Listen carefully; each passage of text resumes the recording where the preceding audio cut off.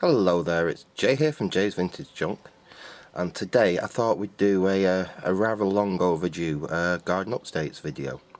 I've had quite a lot going on in the garden actually since I did my last garden update video, so I thought we'd go through what I've basically been doing, but first I thought we'd have a quick look on the patio and see what I've got coming up over here on the patio. So, nice little forget-me-nots here. And this is a tomato, believe it or not. I actually overwintered that. I've had that growing on my bathroom windowsill all over winter, and it did die down quite a lot. But anyway, I brought it outside, give it a feed, give it some bone meal. As you can see, it's actually coming out really nice. So that should be my first tomato actually out to have fruit on it. It's a nice little cherry vine tomato, so I'm quite pleased with that. That was just an experiment to see whether that would work, whether they'd actually overwinter like that, and yes, indeed it did. We'll move on. This is the smaller of my fig trees. As you can see, oops, we've actually got figs growing on it, with quite a few actually this year. This should fruit quite nicely this year. Let's have a quick move down. Just got some seedlings just coming up here now. Can't remember off the top of my head what those are. I think they're a border plant or something like that. They're not in my veg lot. What these are, as you can see, my potatoes. These are the potatoes I'm growing currently in buckets, which I'm just slowly earthing up. So if you look down in there, the soil's only about halfway full, and then as these grow up a little bit, I'll add a little bit more soil to them and bring them up like that. So I've got 1, 2, 3, 4 growing like that. These ones, this was just a tub I had that was full of soil from last year, and I had a couple of potatoes left over, so I just dug a hole and stuck them in. So we'll see how they do. This is a Josta, which is a cross between a blackcurrant and a gooseberry, which I actually rescued from the bottom of the garden. And behind it is actually a potato, which I didn't plant but seems to have come up anyway. And then we've got this, believe it or not, is a sprout, is Brussels sprouts, which I planted last year. These take 2 years to actually fully come up, so I will have Brussels sprouts on that by Christmas, which I can harvest. You also, basically I can use the leaves off it. I use these as cabbage. They're a little bit tough, but if you steam them, they're very, very good. They're quite tasty as well, and I never ever have to buy green veg. Next to that we've got a little gooseberry, again full of fruit, and this was one that I had a disease in all my gooseberry bushes, and I had to get rid and burn them all, and I found the year after one little seedling which had come up, and I potted it up just to see whether it'd have the same problem with the fungal infection. And if we look here, I've actually got away with it, and this one has actually come out and it doesn't have the fungal infection on it. So I can actually replant this. It won't be going in the same part of the garden, it'll be going in a completely different part of the garden, but I do have some more gooseberries there now. We'll move on a little bit. This is my little cold frame for outside. As you can see, I've just got some tomatoes just coming on there. I've spaced my tomatoes out probably every 2-3 weeks, so I shouldn't have them all cropping all at the same time. Let's have a move on down. We've got our lettuce. Here again, I need to thin this out. This is just my initial planting in this bed, and then I'll thin this out and plant these elsewhere, and just keep enough in this bed for doing all this summer. And all I do is I come out and I just take the leaves off I need for whatever I'm preparing, and basically I never ever have to buy lettuce for salads or anything.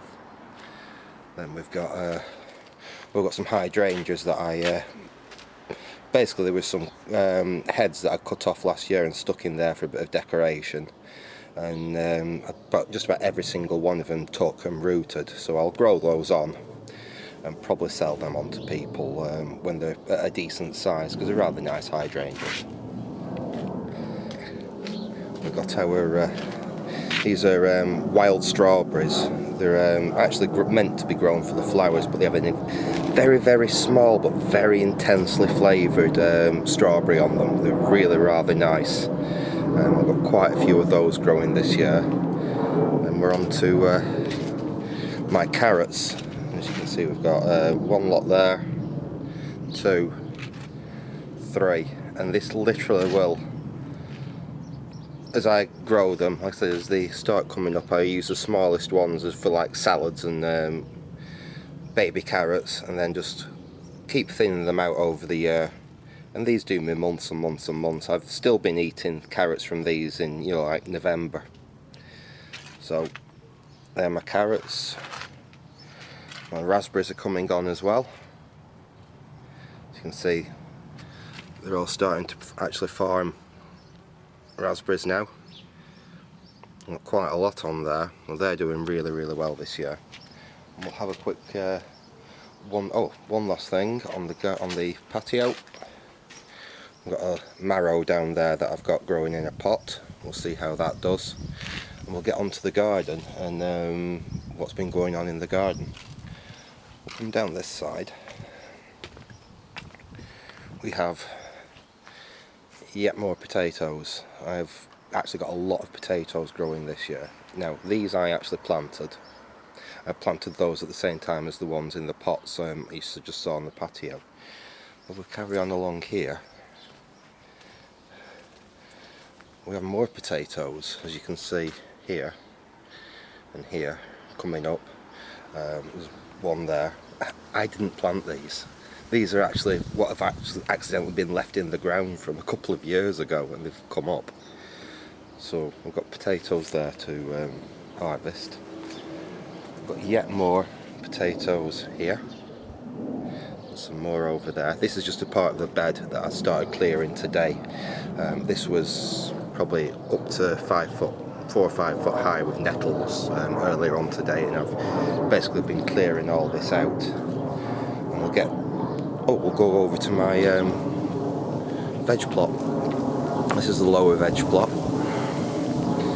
You can see this is basically a raised bed that I built. I did this last year.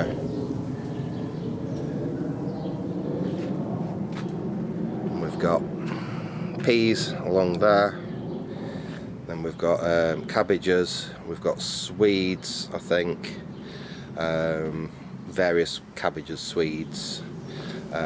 More marrows at the end there, and a toilet full of flowers, which I do think is rather nice. And basically we'll come to what's took me so much time and what's basically worn me out over the last few months, and that's this. If anyone remembers my garden, they'll remember that there was 3 massive 120-foot Leylandii trees at the bottom of the garden, and last November I had them cut down. Unfortunately, I could not afford to have them removed. I could only afford to have them cut down. So for the last 6 months, my entire garden has been full of Leylandii tree, and essentially I've spent all my time clearing the green stuff out and getting rid of it, and logging all the rest of the timber. You can see here, if we look further up the garden,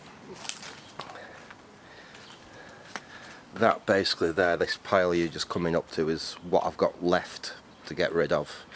These bags here, I just take this to the local rubbish dump. They don't really mind how much green waste you take, because they process it into compost.